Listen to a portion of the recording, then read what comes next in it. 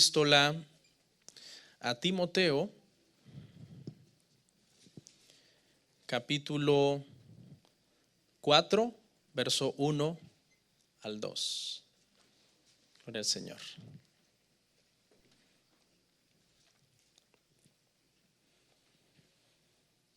Sí trajo su Biblia, ¿verdad? Gloria al Señor. Vamos a leer y oramos.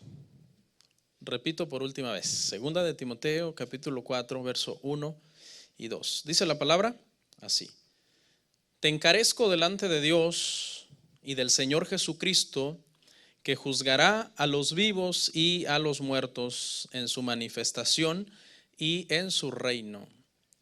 Que prediques la palabra, que instes a tiempo y fuera de tiempo. Redarguye, reprende, exhorta con toda paciencia y doctrina. Vamos a orar. Padre, gracias. La gloria es para ti, Señor, la honra y la alabanza. Señor, hoy fue un día largo, hoy fue un día difícil para muchos de nosotros. No solamente para mis hermanos que están allá abajo y tienen la responsabilidad de escuchar. También fue un día largo y difícil para mí, que estoy acá arriba y tengo la responsabilidad de enseñarles la palabra. Padre, nos arrojamos a tus pies, Señor, en esta noche, como lo hacían tus apóstoles, cuando tú los enseñabas, algunas veces por largas horas, adoctrinándolos, Padre. Y precisamente eso es lo que significa la palabra discípulo en el original. Alguien que se pone a los pies del maestro para poder aprender. De esa manera nosotros en esta noche nos ponemos a tus pies, Señor, para que seamos enseñados por tu palabra. En el nombre de Jesús, amén. Amén.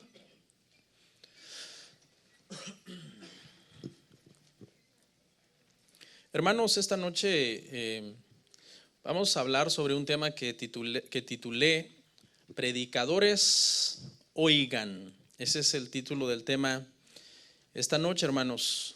Predicadores oigan. Yo sé que aquí la mayoría no somos predicadores de púlpito, porque según las estadísticas, de cada 100 cristianos, solamente 4 de esos 100 tienen llamado a ser predicadores desde el púlpito. Aunque claro, todos hemos sido llamados a predicar el evangelio, a enseñar el evangelio a los demás, porque la gran comisión consiste en eso: id y predicad las buenas nuevas, id y predicad el evangelio. Y en la gran comisión Jesús no hizo distinción entre predicadores de púlpito y todos los demás predicadores, que somos todos los que nos convertimos al Señor, y que nuestro anhelo debe de ser comunicar las buenas noticias de salvación a las demás personas. Así que este sermón, quizás, aunque está dirigido específicamente a quienes son predicadores de púlpito, que hay muchos, obviamente, no en esta iglesia, pero en todo el mundo, sin embargo va dirigida para todos nosotros. Todos los cristianos debemos predicar el evangelio a nuestro vecino, a nuestro compañero de trabajo, a nuestro familiar, a cualquier persona que el Señor ponga en nuestro camino. Es nuestro deber poder hablarles la palabra. Y el sermón el día de hoy tiene el propósito, hermanos, de que precisamente equiparnos. Yo diría que más que sermón es una especie como de charla que vamos a tener esta noche, aquí así como en intimidad, en nosotros solitos, y tratar de prepararnos un poco con algunas herramientas que son necesarias en la predicación. ¿Ok? Estoy predicando de emergencia, hoy no me tocaba predicar. La persona que le tocaba tuvo que salir del estado, y entonces le dije: Señor, ¿qué predico? Y entonces sentí en mi corazón precisamente pues predicar algo que motive a los que estamos aquí, porque quizás dentro de alguno de ustedes hay alguien que tiene llamado a predicar. Eso yo no lo sé, eso solamente el Señor lo sabe.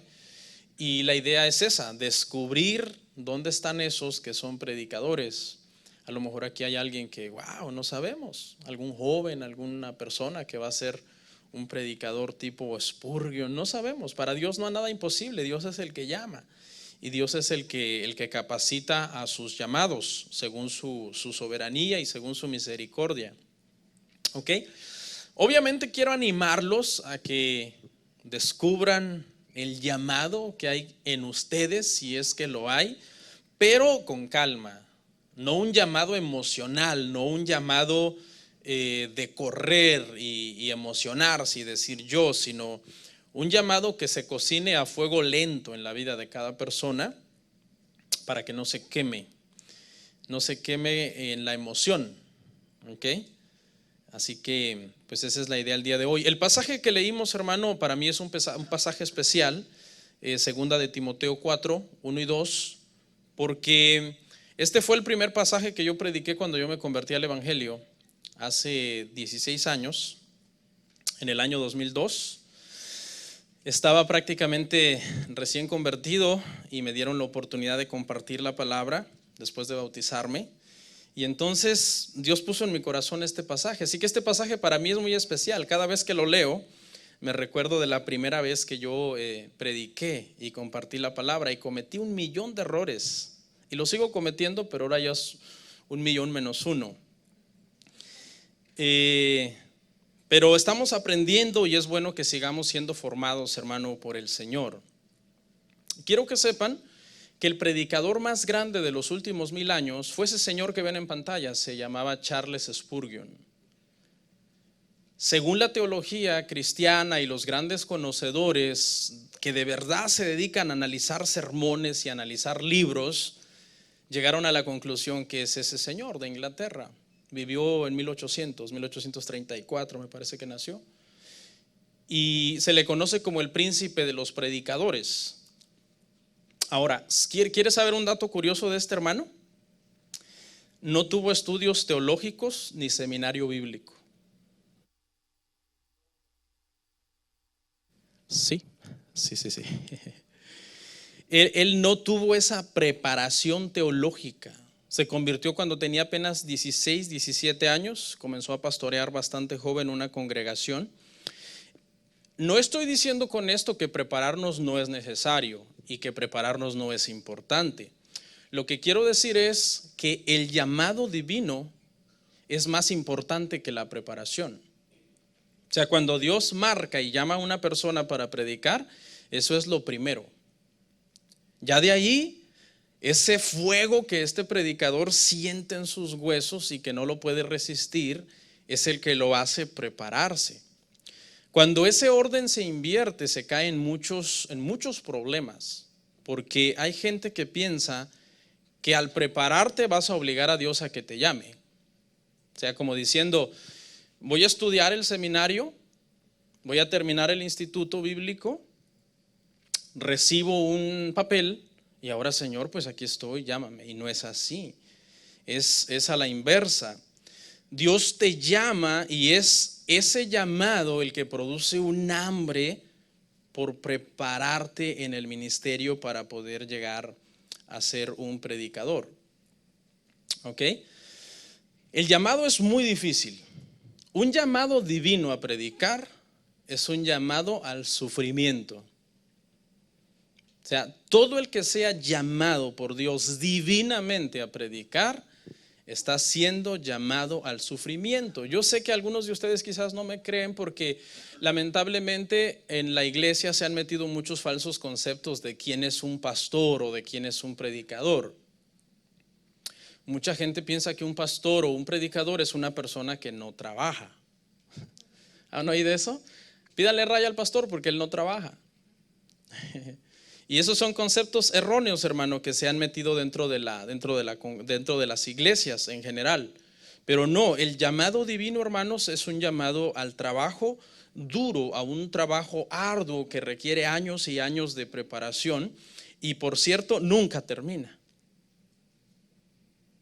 El llamado divino a predicar termina el día que mueres. Y si Dios te diera chance, todavía creo te darían ganas de predicar en tu propio funeral. O sea, porque eso es para toda la vida. Es una marca, es un llamado divino. ¿Ok? Y es necesario que tras el llamado venga una preparación, la cual puede ser en un instituto, está bien, o en un seminario, o también puede ser una preparación autodidacta. Una preparación donde tú mismo estudias y te preparas y lees, investigas y tratas de armarte con todo el conocimiento teológico. No necesitas ir necesariamente, sería bueno ir, si puedes, si tienes los medios, si hay un lugar adecuado. Pero precisamente Spurgeon fue un predicador autodidacta. Se preparaba y estudiaba muchísimo. Estaba leyendo un estudio acerca de todos los libros que él escribió y que a él le generaron millones y millones de dólares. Pero él siempre usaba ese dinero para los pobres, para los orfelinatos, para la iglesia, para construir un templo, porque el templo donde él estaba de pastor estaba muy deteriorado. Así fue como él llegó a pastorear ahí. Cuando él llegó al templo ya estaba muy viejo y tuvieron que construir otro templo. Y siempre usó para eso el dinero que él producía por medio de muchos libros, muy buenos libros, buenísimos libros de Spurgeon, se los recomiendo. Ahora, ¿qué tan preparado debería de estar un predicador? Es necesaria la preparación. Primero es el llamado y luego después es la preparación, pero la preparación es muy importante. Por ejemplo, le voy a hacer unas preguntas.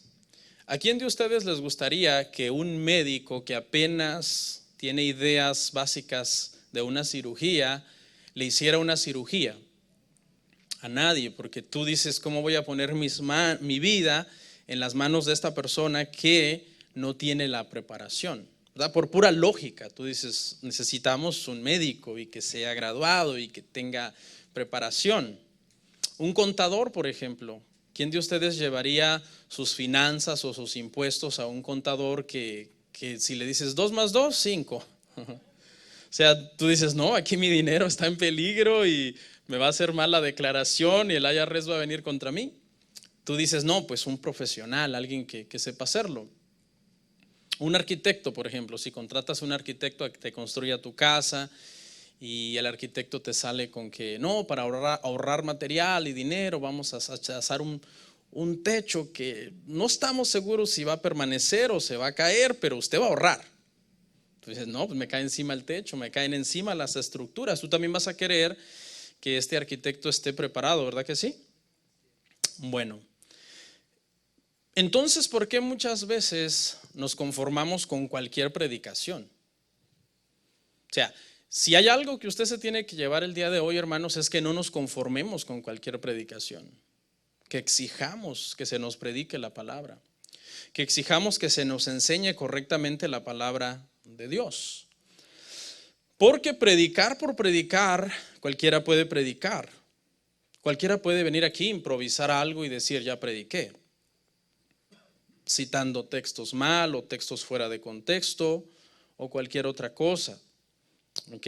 Entonces, si nos preocupamos por las cosas, hermano, naturales de nuestra vida, por una buena casa que sea hecha por un buen arquitecto, por nuestras finanzas que sean manejadas por un buen, ¿qué dijimos? Un contador o por un doctor que te opere bien, ¿por qué no preocuparnos también por nuestra vida espiritual y también exigir que se nos predique bien la palabra del Señor?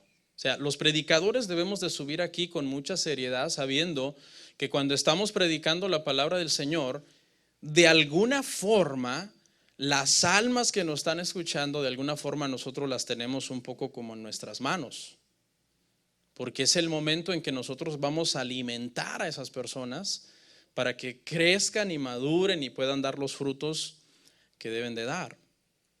No sé si me siguen hasta acá. ¿Están despiertos? Los veo como... Creo que el calor los está noqueando un poco. Dice que una vez un barco, historia verídica, un barco estaba a punto de hundirse. Entonces el capitán y toda la tripulación se lanzaron en un bote porque el barco se estaba hundiendo, pero ya cuando estaban en el bote se dieron cuenta que era imposible llegar a la orilla. Entonces vieron que estaba pasando otro bote por ahí, otro barco. Y dijeron, bueno, hagámosle señas con una lámpara, hagámosle señas con una luz para que vengan y nos rescaten. Y tenían una lámpara, pero no tenían con qué encender la lámpara. Y entonces el capitán comenzó a preguntarle a toda la tripulación, ¿alguien tiene un fósforo? ¿Alguien tiene un cerillo o algo para poder encender la lámpara? Y pues un hombre encontró en su bolsa un fósforo en la caja, un fósforo, uno solo.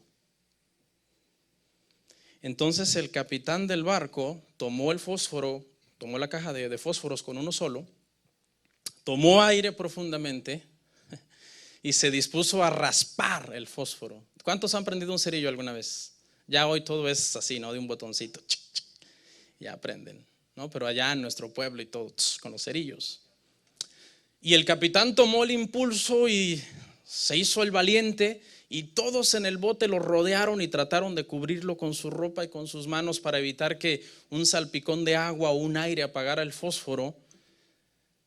Y prendió el fósforo y prendió la lámpara y hizo las señales, y el barco que estaba por ahí cerca los vio y vino y los rescataron. ¿Cuál es la enseñanza? Todos estos hombres dependían de un fósforo. En ese fósforo les iba la vida prácticamente. Si al prenderlo se apagaba o se salpicaba con algo, no iban a poder encender la lámpara para hacer las señales. ¿Por qué le estoy hablando esto? Más o menos el pastor es como ese capitán, que la predicación es como un recurso que él tiene que usar.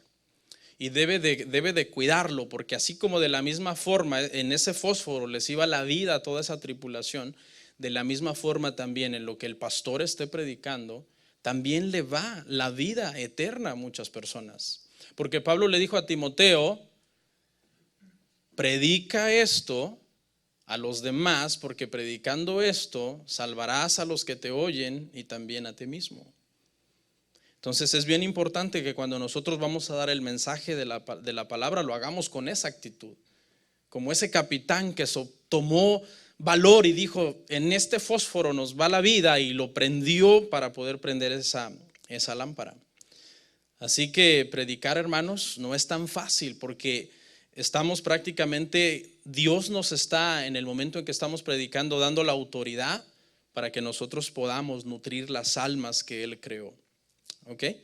Vamos a ver el pasaje que leí al principio, hermanos. Son 2 versículos y quiero que veamos estas frases. La primera frase es te encarezco, que otra forma de decir te encarezco sería te ordeno. Es decir, es un imperativo de cómo Pablo se está refiriendo en este pasaje a Timoteo en este caso. ¿Ok? Le está mandando de una forma fuerte a que él predique la palabra. Y le dice, te encarezco yo como apóstol te mando, pero te lo mando delante de Dios y delante del Señor Jesucristo. Esta expresión es una expresión que ponía a Timoteo en una postura de humillación ante Dios, algo así como la postura de un condenado ante un juez. Eso es lo que significa esta frase. Es como cuando alguien está frente a un juez y el juez le dice, por lo que hiciste, 5 años. Y en ese momento está en una postura de humillación el condenado. Eso es lo que significa delante de Dios y delante del Señor Jesucristo. Yo te encarezco que prediques la palabra. Es decir, estás delante de Dios y todo lo que vas a decir, todo lo que vas a hacer tiene que hacer de acuerdo a la voluntad del Señor. Predica como que estás delante de Dios. ¿Se imagina?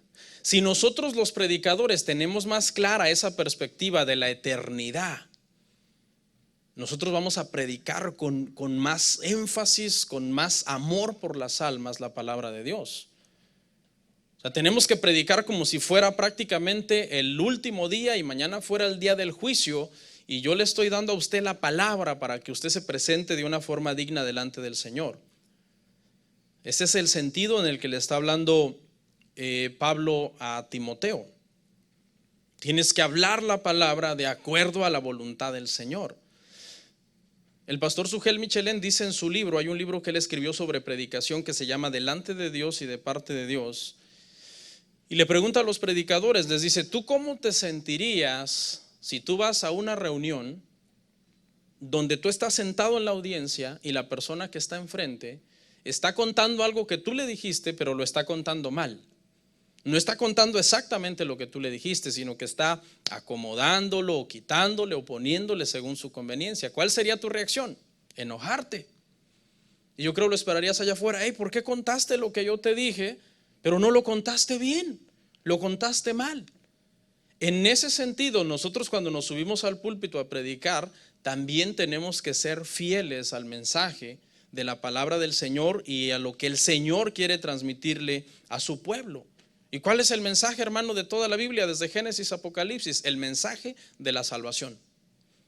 El mensaje de que hay vida eterna en Cristo Jesús. Ese es el mensaje, hermano, de toda la Biblia. Hay vida eterna en Cristo Jesús.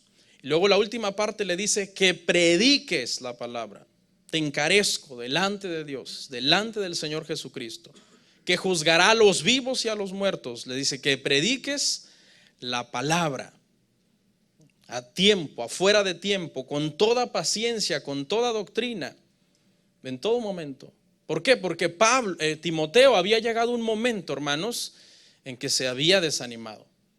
Estaba cansado ya. Estaba ya desfalleciendo físicamente. ¿Cuántos se han sentido así alguna vez como humanos que somos? Todos nos hemos sentido así alguna vez, ¿sí o no? Cansados, porque como estamos en un cuerpo de carne y todavía hay una raíz de pecado en nosotros, de repente nos sentimos débiles. Pero la palabra de exhortación de parte de Pablo es: yo te encarezco, yo te ordeno que sigas adelante. Para nosotros, hermanos, en los que estamos en Cristo, esto no es una opción, que si tú quieres seguir adelante o no. Esto es una orden. Usted debe seguir adelante. ¿A usted alguna vez le va a pasar que dice: ay, ¿será que tiene sentido seguir haciendo lo que estoy haciendo? ¿Será que tiene sentido seguir yendo a la iglesia? Tengo años yendo y mírame, soy peor. Bueno, eso ya no es culpa del Señor. Pero claro que tiene sentido que nosotros nos mantengamos firmes y avanzando en el Señor. Amén. Y entonces Pablo manda a Timoteo a predicar todo el consejo de Dios, a predicar la verdad con amor, pero también el amor con verdad, que son dos cosas diferentes. Una cosa es que yo hable la verdad, pero sin amor, y otra cosa es que yo le hable a usted con mucho amor, pero sin la verdad. Esos son los dos tipos de predicadores que lamentablemente abundan hoy día. Los que dicen solo la verdad, solo la verdad, solo la verdad, pero no están manifestando el amor de Dios, no viven el amor de Dios en su vida. Y están otros que todo es amor, te amo, sigue adelante, Dios quiere lo mejor para ti, y eso no es la verdad tampoco. Entonces nosotros debemos de predicar la verdad y el amor juntos. ¿Okay? En estos días, hermano, como por tantas redes sociales y tanta farándula que hay ahorita, hermanos, por tanta informática, muchas personas quieren ser predicadores, ¿no? Porque implica un poco de fama, de conocimiento, de que alguien te dé un elogio. Pero vamos a ver lo que dice Santiago 3:1, hermanos, a este respecto. Santiago 3:1 dice así, dice: hermanos míos, no os hagáis maestros muchos de vosotros, sabiendo que recibiremos mayor condenación. Hay otro texto en Hebreos que dice que muchos ya deberían de ser maestros, pero este texto dice: mas no os hagáis maestros muchos de vosotros, sabiendo que recibiréis mayor condenación. Y aquí se refiere obviamente a las personas que quieren predicar o que quieren ser predicadores, pero que sus motivaciones son equivocadas, que sus intenciones no son puras. El pastor Miguel Núñez escribió en un libro que se llama Las 95 Tesis algo bien importante acerca de esto, y él dice que Dios quiere siervos, no celebridades. Siervos, no celebridades. Un siervo es un esclavo de Cristo.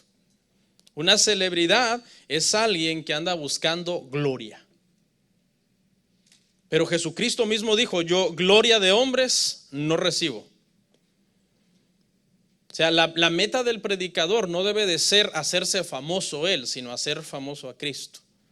Porque finalmente el nombre del predicador es un nombre cualquiera, pero hay un nombre que es sobre todo nombre. Y ese nombre es sobre el nombre del predicador y de todos los predicadores del mundo. ¿Y ese nombre cuál es? Ese nombre es Jesús. Y ese es el nombre que nosotros debemos de predicar. Pablo dijo, yo me propuse predicar a Cristo crucificado y nada más. Para los judíos tropezadero, para los griegos locura, pero ese es mi mensaje, Cristo y este crucificado. ¿Ok? Entonces es bien importante que si alguien de acá dice, yo siento, yo creo que yo tengo el llamado, que filtre sus intenciones o sus motivaciones a través de la palabra, porque el llamado a predicar es un llamado a sufrir. Tú quizás ves ahí en el Facebook un predicador que tiene millones de seguidores y que viaja en avión y que duerme en buenos hoteles y que tiene relojes de oro y zapatos de $3,000 y corbatas de $700, etcétera. Y tú dices, no, pues yo quiero ser predicador. Pero ¿será de verdad que para eso nos llamó el Señor? El llamamiento a predicar de verdad es un llamamiento al sufrimiento. Si tú estás predicando y no te estás ganando enemigos por tu predicación, es probable que no estés predicando el mensaje de la Biblia. ¿Okay? Y no se impresione por los predicadores que tienen millones de seguidores. No se impresione por eso. No se vaya con, decimos los mexicanos, con la finta. No, es que este debe de estar en lo correcto. Mira, tiene millones de seguidores. La mayoría no siempre tiene la razón. Dice que el Señor a muchos de estos predicadores al final de los tiempos, ¿qué les dirá? Cuando le digan, Señor, Señor, en tu nombre echamos fuera demonios, profetizamos, sanamos a los enfermos, hicimos un montón de cosas. ¿Qué les va a decir el Señor? Apartaos de mí porque yo nunca os conocí. ¿Quién sí los conoció? Millones de gente sí los conoció. Pero ¿quién no los conoció? El Señor. ¿De qué sirve que millones los conozcan si el que de verdad los debe reconocer no los reconoce? Porque el mensaje no es el mensaje verdadero de la palabra de Dios. ¿Me sigue? Entonces, no se trata de pescar halagos, se trata de pescar hombres con el mensaje del evangelio. ¿Ok? Y para merecer ser predicador, lo número uno es un llamado. No todos los llamados son iguales, obviamente. Hay predicadores que tienen más dones. Tienen muchísimos más dones un predicador A que un predicador B, y ambos pueden tener el llamado, pero aquel tiene muchas más gracias. ¿Qué debe hacer el predicador B? ¿Llenarse de envidia? ¿Odiarlo? ¿Criticarlo? No. Adorar a Dios por los dones y por las gracias que Dios ha puesto sobre el predicador A, porque él merece estar predicando la palabra por el llamado que Dios puso sobre su vida. ¿Usted se ha preguntado por qué esto es un monólogo y no un diálogo? O sea, ¿qué me da derecho a mí de pararme aquí a hablar y que usted esté callado? ¿A quién me dio el derecho de ganarme su silencio? ¿Por qué no se para usted y grita? Bueno, porque lo corro, ¿no? No es eso, no es eso. O sea, no estoy diciendo que un día alguien no se puede parar y decir, estás mal y que no sé qué, porque eso ha pasado en las iglesias. Y algún día quizás nos va a pasar también aquí. Y nos va a tocar correrlo, llamar a la policía y no sé, ¿no? Pero ¿a dónde quiero llegar? A donde quiero llegar es que la autoridad sobre el predicador para que los demás guarden silencio y lo escuchen está en el llamado que Dios ha hecho a ese predicador. Por eso es que esto es algo donde el predicador está hablando y usted está escuchando, porque el predicador trae un mensaje de parte de Dios. ¿Ok? Y usted debe de aprovechar ese mensaje, debe de nutrirse en la palabra del Señor, aprender todo lo que es necesario. ¿Ok? Fíjese qué cosas necesitamos combinar para que crezcamos como iglesia. Escuche, si combinamos estas dos cosas, hermano, vamos a crecer como iglesia en cuestión de entendimiento bíblico. Dos cosas, combinemos un buen sermón con un buen oyente. Porque uno solo no sirve. Un buen oyente y un mal sermón, ¿a dónde llegamos? A ningún lado. Un buen sermón y un mal oyente, tampoco. Yo puedo recitar y recitar cientos de sermones desde aquí, pero usted le entra por aquí, le sale por aquí. Entonces combinemos esas dos cosas, hermano. ¿Cuánta gente no se queja de los sermones? Ay, el sermón no me gustó. La pregunta es, los que sí te han gustado, ¿ya los aplicaste a tu vida? Hay gente que me llama y me dice: pastor, es increíble, el sermón estuvo tan claro. Y mira, esta gente no entienden. No puedo hacer nada. ¿Por qué? Porque muchas veces queremos exigir un buen sermón, pero ¿qué pasa si yo me pongo a exigirle a usted que dé frutos de acuerdo al sermón? Eso es lo ideal y eso es lo que todos tenemos que hacer, hermanos. Hagamos eso. Ahora vamos a ir a Jeremías 27 al 10, hermanos. Jeremías 27 al 10, porque Jeremías, hermano, tuvo un llamado a la predicación, a hablar en el nombre del Señor, y fue bien fuerte el llamado sobre este profeta.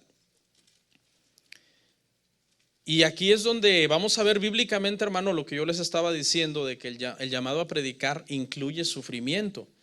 Jeremías 20 del 7 al 10 dice el profeta así, dice: me sedujiste, oh Jehová, y fui seducido. Más fuerte fuiste que yo y me venciste. Cada día he sido escarnecido, cada cual se burla de mí. Porque cuantas veces hablo, doy voces, grito, violencia y destrucción. Porque la palabra de Jehová me ha sido para afrenta y escarnio cada día. Y dije: no me acordaré más de él, ni hablaré más en su nombre. No obstante, había en mi corazón como un fuego ardiente metido en mis huesos. Traté de sufrirlo y no pude, porque oí la murmuración de muchos, temor de todas partes.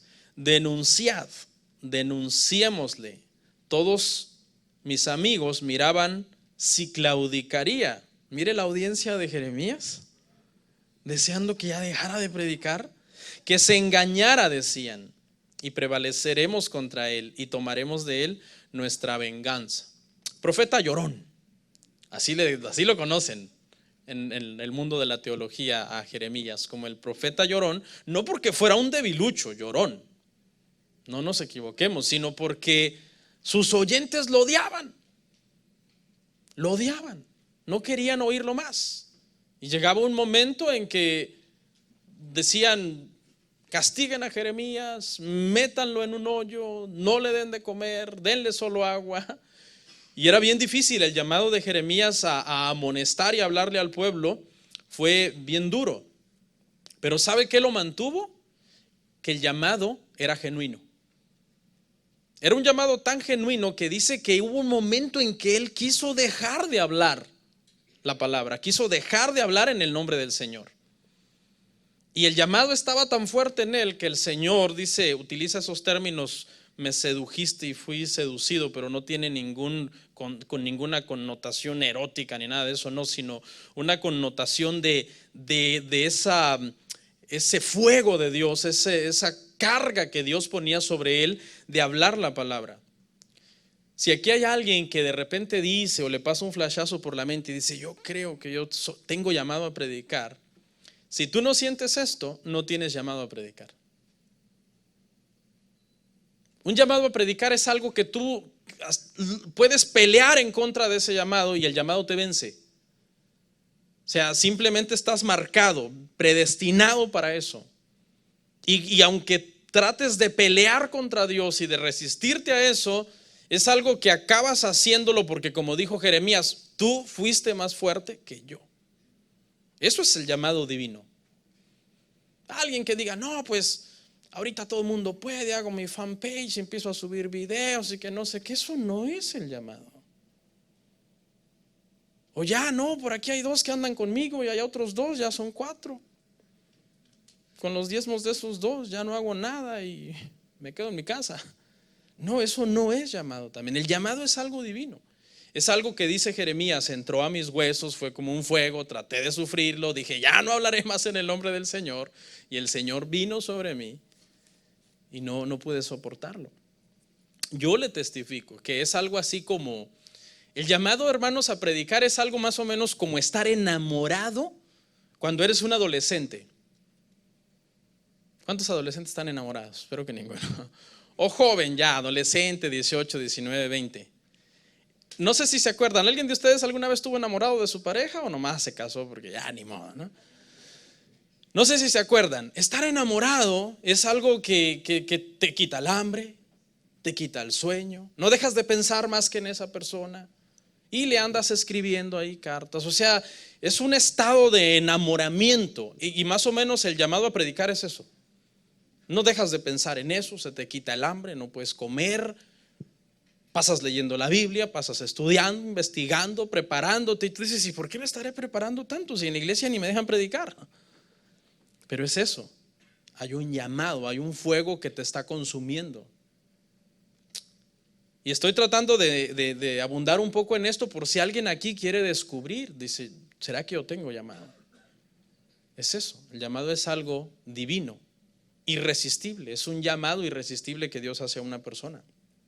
Ahora le voy a hablar más o menos de algunas cosas porque yo digo que el llamado a predicar es un llamado de sufrir. Y es que algunas veces ya no quieres predicar más. ¿Okay? Eso es normal porque somos humanos. ¿Okay? Puede ser por varias razones, ya no quieres predicar más porque tú dices yo predico santidad y de gracias recibo pecado. Esa puede ser una razón. Otra puede ser que tú quieres ver resultados. Señor, yo voy a predicar. Me acuerdo cuando yo era un poco más inmaduro. Señor, yo voy a predicar, pero el primer año yo quiero 500. Si no, pues yo creo que ya no, Señor.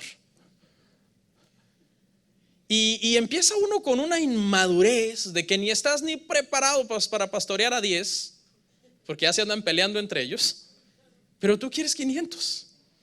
Eres como un niño en ese sentido. Y tú quieres ver, Señor.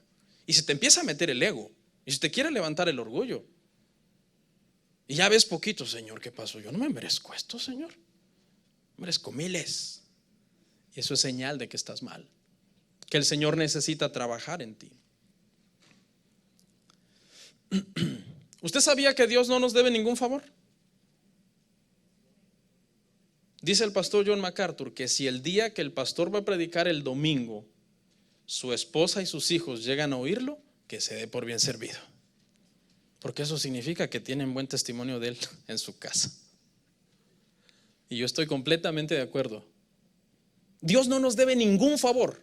Si a partir de hoy, de esta hora, Dios nunca más te hiciera un favor más, que todo te saliera mal, ahorita tu carro chocas y después vas al hospital y después ahí te encuentran una bacteria y después te tienen que transportarte a no sé dónde y todos los días fuera mal. Aunque así fuera, no tienes derecho a reclamarle nada a Dios, porque el favor más grande ya Cristo nos lo hizo en la cruz. Dios no nos debe nada, hermano. Nada, Dios no nos debe nada. El día de mañana no nos lo debe. Eso dice la Biblia, que nadie se jacte del día de mañana. El día de mañana Dios no nos lo debe. La comida de mañana Dios no nos la debe. Si Él quisiera quitarnos el día de mañana, quitarnos la salud el día de mañana, quitarnos la comida el día de mañana, matarnos el día de mañana, está en todo su derecho. Yo sé que esto es un mensaje muy pesimista para algunos. No sé, pastor, pero yo quiero favores de Dios. Yo quiero que Dios haga esto por mí y me dé el otro. Tenemos que entender, hermanos, que el favor más grande que ya nos hizo el Señor es el favor que Él nos hizo en la cruz, de darnos vida eterna. ¿Decimos amén? Otra cosa, cuando predicas, debes de saber que vas a ser mal interpretado. Eso es parte de predicar. Y predicar consiste precisamente, como decía yo hace un rato, en ganarte enemigos, rivales, indirectas, gratis. Pero es parte del proceso de la formación que Dios tiene en la persona. ¿Qué más? A veces estás muy cansado físicamente también, porque predicar es pesado. Estudiar, predicar, prepararte, es muy pesado físicamente. ¿Okay? No solamente el trabajo físico allá afuera, poner roofing, cortar pasto, pintar, poner carpeta, todos esos trabajos que son muy bonitos, no solamente esos trabajos son pesados, también predicar es bien pesado. Cuando una persona dice, no, yo voy a hacerme predicador y pastor porque ya no aguanto este trabajo de la construcción y cuando yo sea predicador me la voy a llevar relax, está equivocado. Está equivocado. John Baxter, un predicador del año 1600, que escribió un libro muy bueno, El Pastor Reformado, dice que su vida ministerial era tan pesada que él decía, aun cuando yo estoy en mis horas de descanso, estoy trabajando más que los que están trabajando en el campo. Eso era lo que decía este predicador que se dedicaba a predicar la palabra del Señor. Y otras cosas también, hermanos, al predicar es que se padece un poco de soledad. Esto es normal porque la gente te ve como el que todo lo espiritualiza. Ahí viene el pastor. O sea, estábamos tan bien, hombre, ¿para qué lo invitaron? Ya no vamos a poder bromear a gusto, ya no vamos a poder decir chabacanerías. Vino el pastor, todo lo espiritualiza, de todo nos quiere dar un sermón. Mis hijas me han dicho, papá, ¿por qué todo lo tienes que volver una lección? Digo, es que yo veo las cosas así, es una perspectiva espiritual. ¿O el cristianismo no es algo espiritual? ¿El cristianismo es algo espiritual, hermanos? Entonces, ser predicador también te hace ganar esa fama de que quieres ser el teólogo, el espiritual, el que siempre quiere reprender a los demás. Mire lo que dijo Pablo en Gálatas 4:16. Gálatas 4:16 dijo Pablo, me he hecho pues vuestro enemigo por deciros la verdad. Ahora, hay que hacer la diferencia entre decir la verdad de la palabra y ser el típico maleducado y respetuoso que dice, yo le digo a todos sus verdades. Ese es otro, es un imprudente, inmaduro, falta de sabiduría. No, decir la verdad de la palabra es decirla con amor, por el bien de las personas. Entonces es eso. Ya, termino con este punto. La vida espiritual del predicador. Vamos a Romanos 2:22. Romanos 2:22 al 24. Ya con este punto termino, hermanos.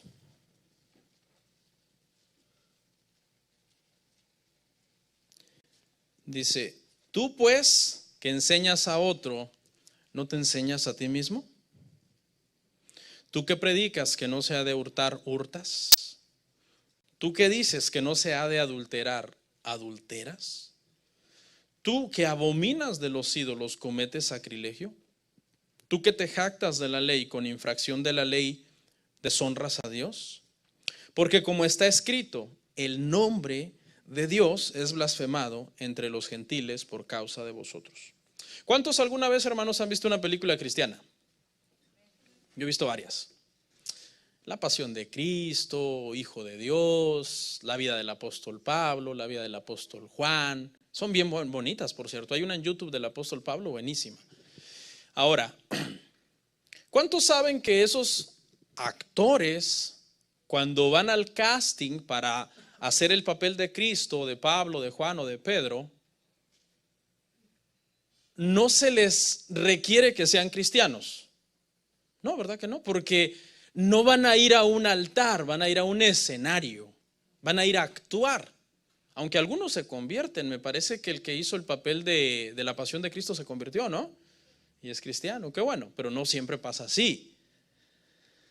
Pero se entiende que ellos no necesitan vivir una vida impecable para interpretar a Cristo o aprenderse líneas de la Biblia que ellos citan en las escenas. ¿Por qué? Porque están actuando. Le tengo una noticia, el stage no es un escenario. O sea, los actores pueden actuar como cristianos, en las películas, en las series cristianas, pueden actuar que son Cristo, pero usted aquí no puede actuar. Usted aquí tiene que ser lo que supuestamente dice que es, lo que supuestamente le está proyectando a los que están allá abajo. Los actores están actuando, los cristianos estamos tratando todos los días de parecernos más a Jesús. ¿Qué era el altar, hermanos? Si nos remontamos nosotros al Antiguo Testamento, ¿qué representaba el altar? ¿Qué representaba? Muerte. Eso representaba el altar en el Antiguo Testamento. Y cuando usted sube aquí, que nosotros lo llamamos altar también por tradición, ¿no? ¿Qué es lo que usted está diciendo? Que usted está muerto a su usted personal. ¿Y que quién vive en usted? Cristo.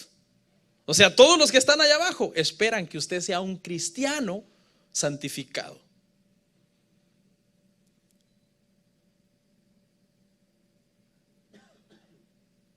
Entonces es necesario la vida espiritual de todos los que predicamos. Dice ahí en ese pasaje, no podemos decir una cosa y hacer otra. O no podemos decirle a la gente, usted haga esto y yo no hacerlo. Sería una contradicción.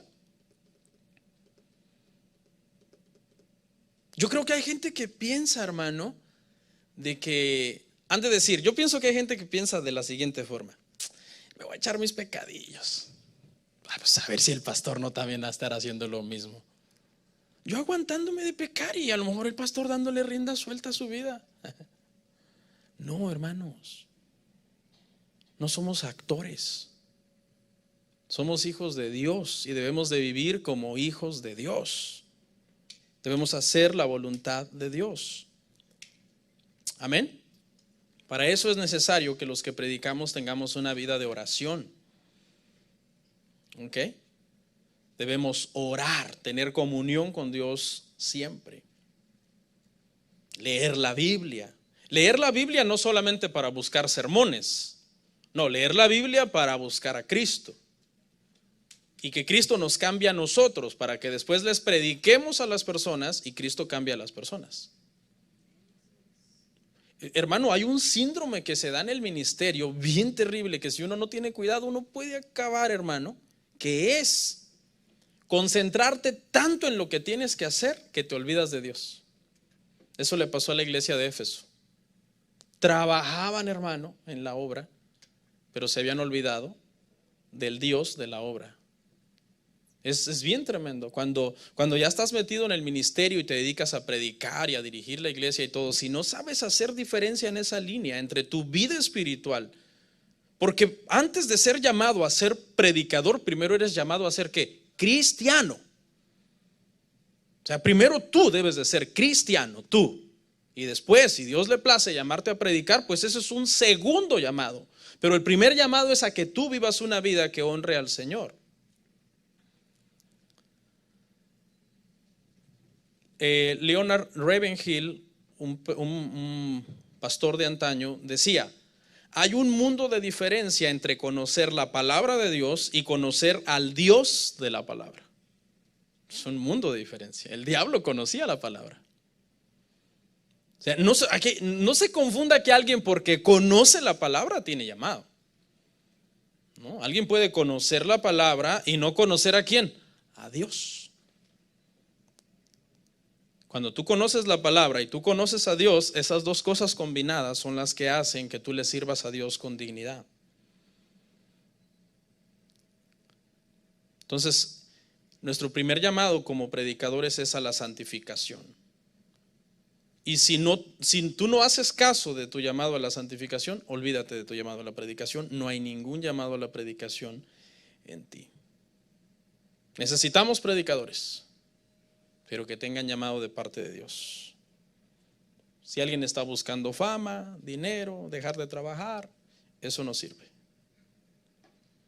Porque tenemos que entender que un llamado a predicar desde el púlpito es un llamado al sacrificio, porque eso es lo que el púlpito significa: sacrificio y muerte a nosotros para hacer la voluntad del Señor. Que el Señor nos ayude, hermano. Vamos a orar.